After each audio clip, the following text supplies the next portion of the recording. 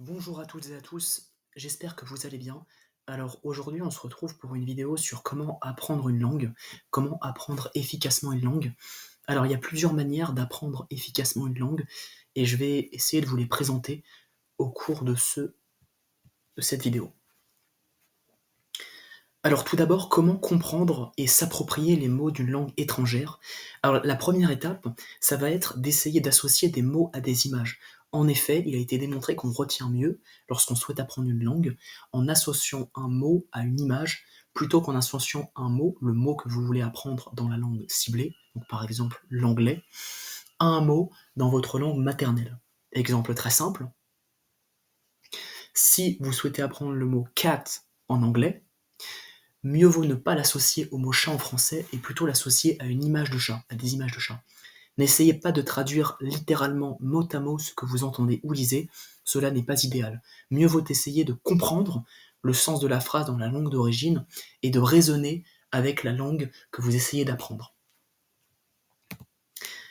Ensuite, seconde étape très importante, l'écoute et la pratique de la langue. L'une des meilleures façons d'apprendre une langue est de la pratiquer et de l'entendre. Essayez donc de visionner un maximum de films et de séries dans la langue que vous souhaitez maîtriser. Donc par exemple, vous pouvez regarder des reportages Netflix en anglais, en espagnol, en tout cas dans la langue que vous souhaitez apprendre. Ainsi, dès que vous rencontrez un mot que vous ne connaissez pas, vous utilisez des traducteurs comme DeepL ou comme Google Translate, et ça vous permettra d'acquérir rapidement un vocabulaire riche. De plus, il ne suffit pas d'écouter passivement une langue pour pouvoir l'apprendre, il faut aussi la pratiquer, ne pas hésiter à parler dès qu'on en a l'occasion. La pratique, c'est très important, parfois c'est négligé par beaucoup de gens qui souhaitent apprendre une langue, mais c'est tout aussi important que l'écoute. Il faut au quotidien s'entraîner à pratiquer, donc par exemple en s'enregistrant, en parlant devant le miroir, et aussi peut-être essayer de raisonner dans la langue qu'on souhaite apprendre. Troisième conseil, ciblez les sujets qui vous semblent intéressants. En fait, il faut se concentrer sur les sujets qui sont pertinents à nos yeux. Si vous vous renseignez sur des sujets qui ne vous intéressent pas dans la langue que vous souhaitez apprendre, vous allez vous ennuyer. Donc mieux vaut, par exemple, si vous êtes passionné d'astronomie, lire des articles, regarder des reportages en anglais, en espagnol, etc., dans la langue donc, qui vous intéresse, plus généralement, sur l'astronomie.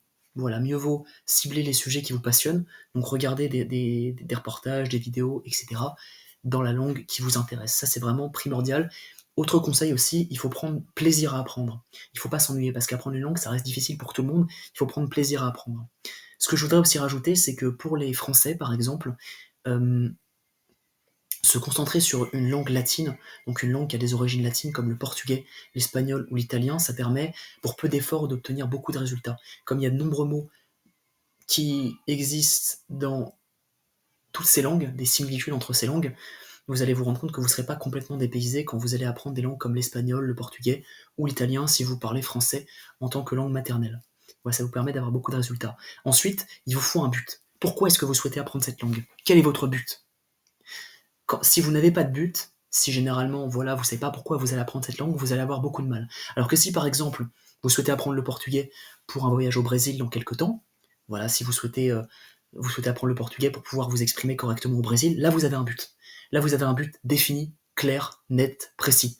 Et si, par exemple, vous avez 3 mois, eh ben, vous avez plus de chances d'apprendre le portugais tous les jours. Alors que si vous ne savez pas pourquoi vous l'apprenez, ça va être beaucoup plus difficile pour vous. Donc autant essayer de commencer par trouver un but. Pourquoi est-ce que vous apprenez cette langue? Est-ce que vous aimez ça? Est-ce que c'est quelque chose voilà, qui vous apporte de la satisfaction au quotidien? Est-ce que c'est important pour vous? Il faut toujours penser à ça en amont. Merci de m'avoir écouté. Je vous souhaite une bonne soirée.